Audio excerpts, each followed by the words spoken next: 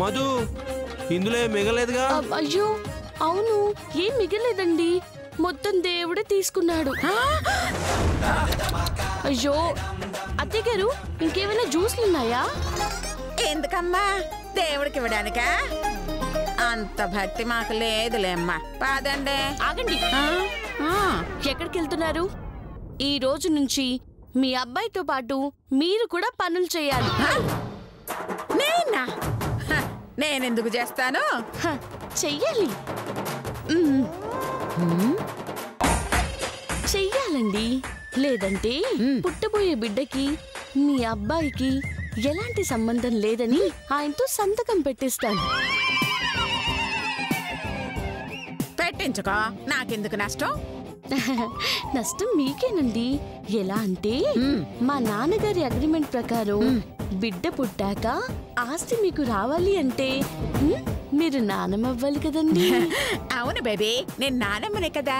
ఓహో, కానీ మీ అబ్బాయితో నేను తండ్రి కాను అని సంతకం పెట్టిస్తే మీరెలా నానమ్మ అవుతారండి?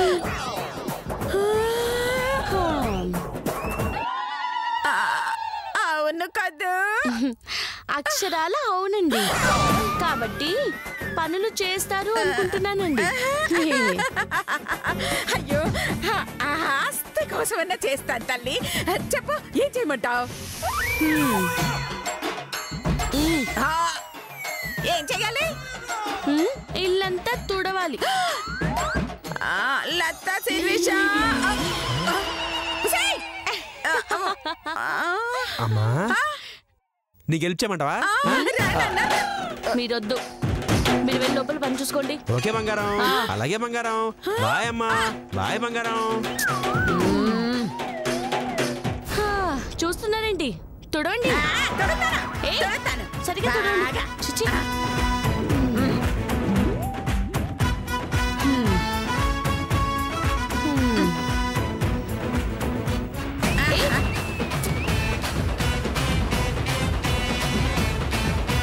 ఇక్కడ తుడవండి.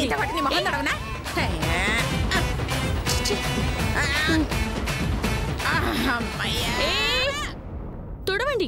నా వాటలోకి వచ్చున్నానండి. మీ వాట నా వాట కాదు, ఇక్కడ ఇల్లంతా తుడవాలి ఇప్పుడు.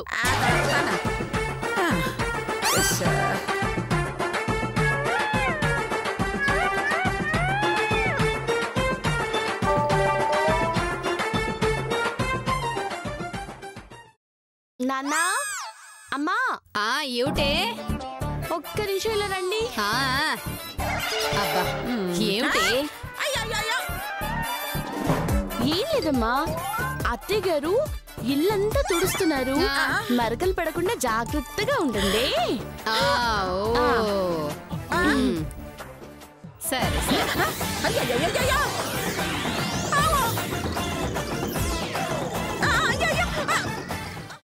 అమ్మా, అలాంటి వాళ్ళది నిజమైన ప్రేమ కాదు, అది వ్యామోహం.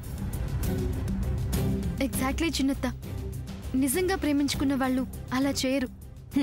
ఎంత మనసు విరిగిపోతే కన్న కూతుర్ని పట్టుకొని మా దృష్టిలో చచ్చిపోయా ఉంటుందా తల్లి? అది సరే అమ్మా, తన కూతురుతో తన మాట అనేటప్పుడు ఆమె మాటల్లో వ్యథ, కళ్ళల్లో బాధ గమనించావమ్మా? పెద్దబాబుకు బర్త్డే విషెస్ చెప్పు కూడా వెళ్ళాం కదా. ఊరికే ఎలా కాలిపోతుంది? మంట పెడితేనో పడితేనో తగలబడుతుంది.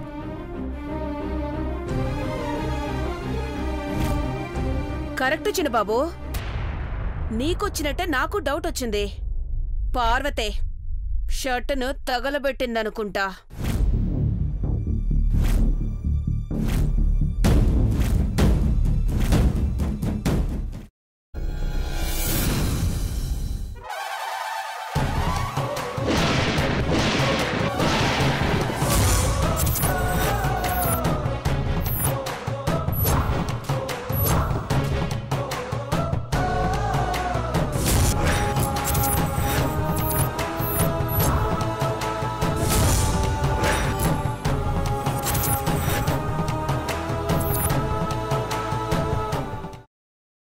తర్వాత పొట్టు తీసేసి చాప్ చేసి పక్కన పెట్టుకోవాలి.